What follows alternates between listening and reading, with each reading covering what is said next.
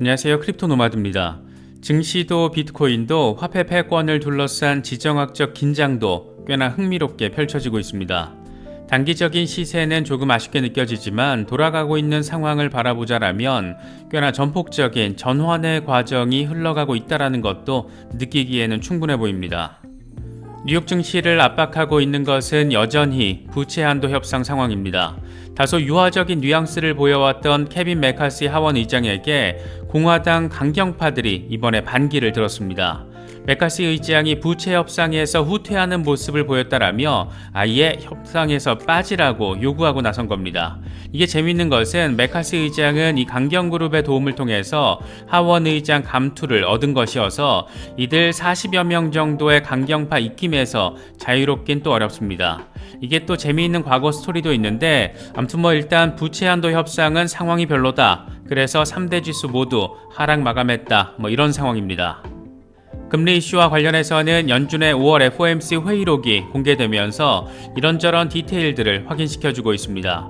5월 회의 당시 금리를 올리긴 했지만 내부 의견은 꽤나 크게 갈렸던 것으로 나타났는데 금리 인상 전원 찬성으로 의결을 하는 대신 일부 비둘기들이 바라는 대로 추가 정책 확장이 필요할 수 있다. 이런 문구를 삭제하는 것으로 나름의 쇼부를 친 것으로 확인이 됐습니다.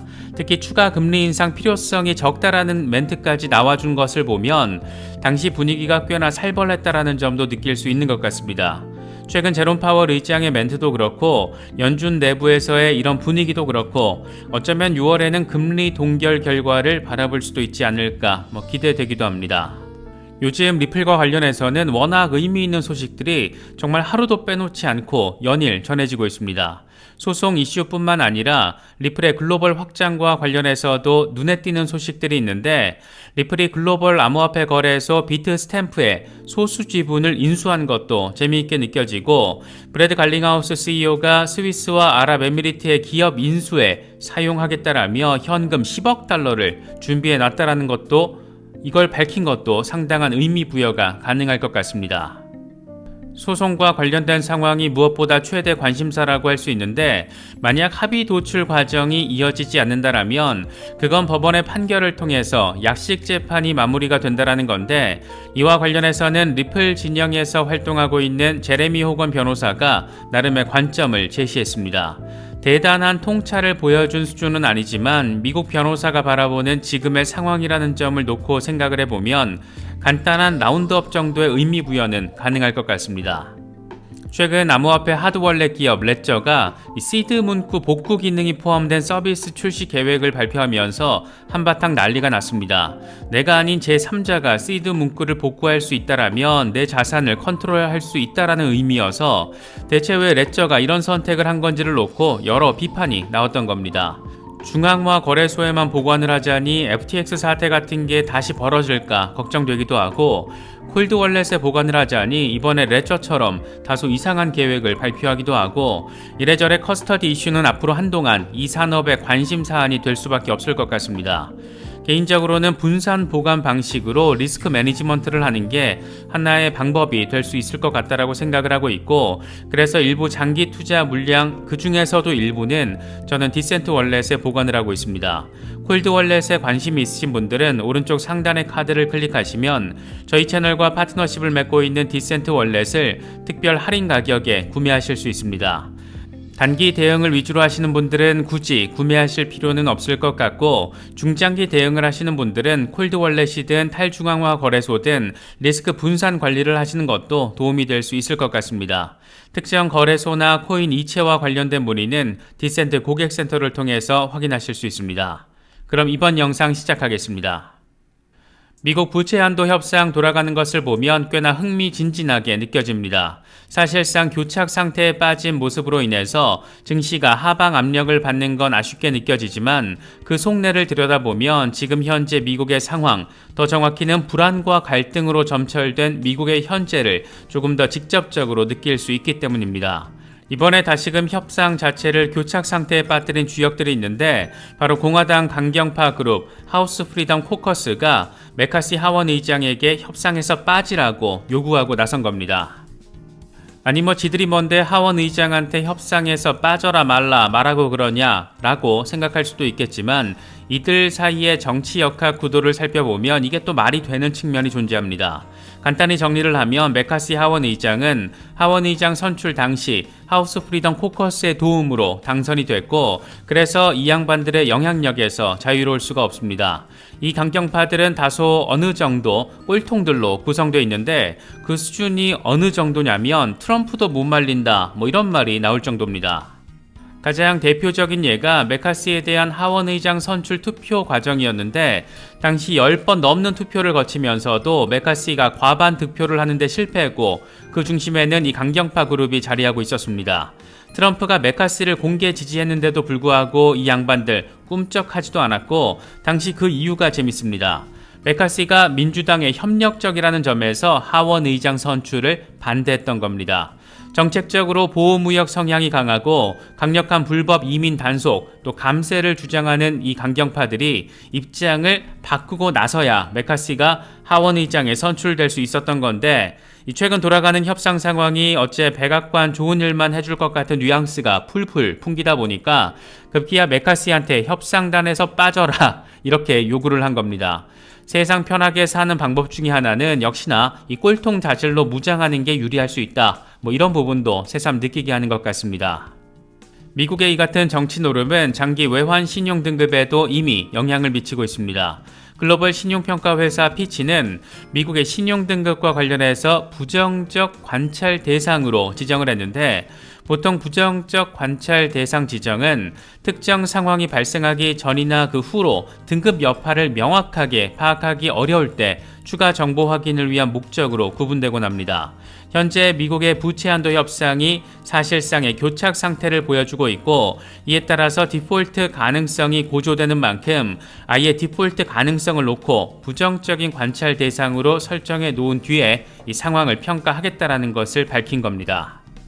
이 같은 상황을 놓고 보면 부채 한도 협상은 정말이지 벼랑 끝까지 한번 가봐야 뭔가 결론이 나올까 말까 할 것 같긴 한데 또 하나 시장의 관심 포인트인 금리 이슈와 관련해서는 어쩌면 6월 FOMC에서 금리 동결 선언이 도출될 수도 있을지 모르겠다. 뭐 이런 기대감이 조금은 더 강화되는 모습입니다. 연준의 5월 FOMC 의사록이 공개가 됐는데 표면적으로는 만장일치 금리 인상 결정이었지만 그 이면을 보면 이미 내부 의견은 꽤나 극명하게 갈렸던 것이 이번에 확인이 됐습니다. 추가적인 긴축이 필요한지에 대해서 연준 위원들 사이에서 불확실성이 확인이 된 겁니다. 특히 5월 회의 이후에도 선택권을 유지해야 한다 이렇게 강조한 멘트도 있는데 경제 전망이 예상대로 나와준다라면 추가 금리 인상이 필요하지 않을 수 있다 이런 점도 명시가 되어 있습니다. 다만 대부분의 연준 위원들은 최근 은행 부실 사태 여파로 인해서 성장률이 낮아지고 실업률이 높아질 가능성이 더 커졌다라는 점을 강조하면서 올해 금리 인하 계획이 없다라는 점도 명확히 했습니다. 자본시장 전반의 분위기가 이 모양 이 꼴이다 보니까 비트코인의 흐름 역시 아쉬운 상황을 보여주고 있습니다. 그래도 27,000달러 위에서 자리를 해주면 뭔가 기대 포인트를 생각해 볼 수가 있는데 지금 굉장히 중요한 라인이라고 할 수 있는 200주 이동평균 바로 위에서 그 흐름을 이어가고 있습니다. 그나마 여기서라도 지지를 받아주면 다행인데 그렇지 않을 경우에는 꽤나 짜증나는 상황을 한번 바라봐야 할 수도 있는 그런 상황이기도 합니다. 공포 탐욕 지수는 하루 전보다 1포인트 오른 51을 기록하면서 중립 단계가 이어지고 있습니다. 비트코인 도미넌스 역시 별다른 변동폭 없이 47%대 후반에 자리해주고 있는 그런 상황이 이어지고 있습니다. 현재 비트코인의 흐름과 관련해 코인텔레그래프의 기고가 라케시 우페드기에는 비트코인 황소 세력이 20일 지수이동 평균이 자리한 27,278달러에 도달했지만 여길 뚫어내지 못하면서 곰 세력의 공격적인 매도가 이어졌다라고 분석했습니다. 곰 세력은 26,631달러 아래에서 가격을 유지하려고 하는데 이기에 성공할 경우에 중요 지지라인인 25,250달러까지 급락할 수 있다. 이후에 매도세가 심화될 경우 심리적인 라인이라고 할 수 있는 2만 달러까지 후퇴할 수도 있다. 반면 20일 지수이동 평균을 향한 회복세가 이어질 경우에 추세 변화가 이뤄질 수 있다. 이렇게 전망을 했습니다. 전반적으로는 뉘앙스가 추가 후퇴 가능성에 조금 더 힘이 실려 있다는 것을 느낄 수 있는 그런 부분이 자리하고 있습니다. 스탁머니 리잘드의 경우에는 단기적으로 추가 후퇴 가능성이 있다라는 점을 설명했습니다. 근거로는 2시간 차트에서 약세 패턴인 베어리시 페넌트 패턴이 형성되고 있다라는 점을 내보였는데 지금 지지라인에서 빠질 경우에 단기적으로 25,000달러 중반까지 빠질 수가 있고 이후에 다시금 28,000달러 부근으로 반등할 것이다. 이런 얘기를 지금 하고 있는 겁니다. 마이클 반데포페의 경우에도 27,000달러 지지를 받았지만 그렇지 않다라는 점을 설명하면서 두 가지 시나리오 전략을 설명했습니다. 먼저 25,800달러 또는 24,900달러까지 후퇴할 가능성을 염두에 두고 분할 매수에 나설 거라는 점, 다른 하나는 26,600달러 또는 27,500달러를 회복할 경우에 이건 롱플레이를 하기에 적절하고 이후에 우리는 고점을 향해 나아가는 상황을 볼 수 있을 거라는 점, 이 두 가지 상황을 강조했습니다. 단기적으로는 시세 흐름이 아쉽지만 크립토 산업 전체를 바라봤을 때 꽤나 전폭적인 의미 부여가 가능한 일도 포착됐습니다. 중국 관영 CCTV가 홍콩의 6월 1일 개인 투자자 암호화폐 거래 허용 소식을 직접 보도를 한 겁니다. 그것도 몇 줄짜리 멘트로 소식을 간단하게 알리는 게 아니라 1분 40초짜리 정식 리포트를 통해서 이 소식을 비중 있게 다뤘습니다. 공산당이 통제하는 CCTV 국영방송이 홍콩의 암호화폐 개인거래 전격 허용, 이걸 지금 중국 인민들에게 공식적으로 알린 겁니다. 이와 관련해서 비트코인 매거진은 중국 정부가 비트코인을 조용히 허용하고 있는 것이다, 이렇게 나름의 해석을 제시했습니다. 이런 해석이 충분히 가능한 것은 비트코인을 표면적으로 금지하고 있는 중국에서 중국의 공산당 관영 방송사가 이 같은 내용을 밝혔기 때문이고, 또 하나는 홍콩에서 규제받는 거래소에서 비트코인을 구매할 수 있게끔 했다라는 멘트를 하면서 ATM을 통해서 비트코인을 환전할 수 있는 장면까지 함께 선보였기 때문입니다. 중국 CCTV의 특성을 고려했을 때 이건 공산당이 오케이 하지 않고서는 방송이 불가능한 내용인 만큼 사실상 중국 공산당의 묵인 내지는 지지 아래에서 홍콩이 저렇게 적극적으로 암호화폐 친화적인 스탠스를 이어가고 있구나, 이런 점을 분명하게 느낄 수 있는 그런 부분입니다. 이와 관련해서 창펑자오의 경우에는 큰 사건이다, 이렇게 평가를 했습니다. CCTV가 암호화폐 관련 보도를 한 것은 큰 사건이고 중국어권 커뮤니티가 들썩이고 있다. 예전에 이런 보도는 상승세로 이어졌다. 다만 과거가 미래를 예견하는 수단은 아니다. 이렇게 살짝 선까지 그으면서 나름의 의견을 제시하기도 했습니다. 달러 패권의 약화, 탈달러 패권의 선봉인 중국의 글로벌 테스트베드 역할을 해왔던 홍콩, 지금 시대적으로 아주 흥미로운 장면들이 만들어지고 있다는 점도 함께 바라볼 수 있는 것 같습니다. 리플과 관련해서는 꽤 의미 있는 소식들이 연일 더해지고 있습니다. 먼저 리플의 확장성과 관련해서 최근 안 그래도 2억 5천만 달러를 현금으로 주고 스위스의 메타코를 인수하면서 엄청난 관심을 받았는데, 리플은 유럽과 중동을 중심으로 좀 더 강력한 근거지 세팅을 하려는 모습을 확인해주고 있습니다. 이번에는 브래드 갈링하우스 CEO가 현재 대차 대조표상 리플은 10억 달러 이상의 현금을 보유하고 있다. 이걸 사업 확장과 기업 인수 등에 사용할 계획이고, 인수할 회사는 암호화폐 친화적인 시장인 스위스와 아랍에미리트에서 모색하고 있다, 이렇게 설명을 했습니다. 두바이에 오피스를 연 데 이어서 추가로 두바이 기업에다 투자를 하겠다라는 건데, 유럽과 메나 지역을 아우르는 리플 허브의 모습이 그려지는 것은 꼭 기분 탓만은 아닌 것 같습니다. 리플이 글로벌 암호화폐 거래소 비트스탬프의 소수 지분을 인수했다라는 소식도 눈에 띕니다. 리플이 판테라 캐피탈로부터 비트스탬프의 소수 지분을 인수했다라는 건데, 이 지분 거래는 5월 초에 공개된 갤럭시 디지털의 1분기 보고서를 통해서 공개가 됐습니다. 해당 보고서를 보면 갤럭시 디지털은 1분기에 판테라 캐피털이 리플랩스의 비트스탬프 지분 일부를 매각하는 데 컨설팅을 제공한 것으로 나타났습니다. 이와 관련해서 유투데이는 판테라 캐피탈은 리플랩스와 비트스탬프 두 기업에 초기 투자를 단행했던 헤지펀드다. 특히 비트스탬프는 바이낸스에 이어서 두 번째로 큰 XRP 거래 마켓을 보유하고 있다, 이렇게 설명을 했습니다.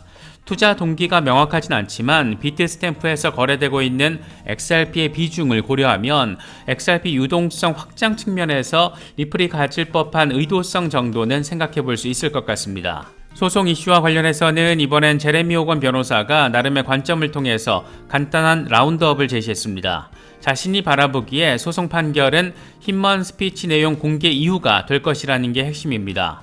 이와 관련해서 호건 변호사는 판사가 힘먼 연설 공개일까지 약식 판결을 반드시 기다릴 필요는 없지만 기다릴 가능성이 높다라고 생각한다, 이렇게 설명을 했는데, 이걸 타임테이블 기준으로 다시 표현을 하자라면 6월 13일 이전에 약식재판 판결이 내려질 수도 있지만 판사는 힘먼 문건 공개 이후에 판결을 내릴 가능성이 높다, 이런 얘기를 하고 있는 겁니다. 이걸 전체적인 관점에서 다시 정리를 해보면 합의가 도출된다라면 그 시점은 6월 13일 이전, 재판부 판결로 가게 된다라면 6월 13일 이후, 이 정도로 바라볼 수가 있는 건데, 이기든 지든 이 소송이 이제 마무리 국면으로 확인되는 가운데 미국 밖으로 더 전폭적으로 뻗어나가면서 어마어마한 돈과 에너지를 투입하고 있는 리플의 모습, 여러 가지 생각거리들 갖게 만드는 부분입니다. 저희 채널 멤버십 회원분들 중에는 XRP 중장기 홀더분들이 많이 계십니다. 멤버십에 가입하셔서 멤버십 라이브, 멤버십 채팅 공간 등을 활용하시면 XRP 중장기 대응 전략을 짜시는 데 있어서 또 멘탈을 케어하는 데 있어서 상당한 도움이 될 수 있다고 생각합니다. 더불어 채널 후원 성격도 가미되어 있기 때문에 저희 채널의 중장기적인 성장에도 도움이 됩니다. 현재는 멤버십 라이브 녹화 내용 가운데 일부를 편집해서 전체 공개로 하고 있는데, 이 역시 조만간 멤버십 전용 컨텐츠로만 공개될 예정입니다. 관심 있는 분들의 많은 참여와 후원 부탁드리겠습니다. 이번에 준비한 영상은 여기까지입니다. 시청해주셔서 감사합니다. 지금까지 크립토 노마디였습니다.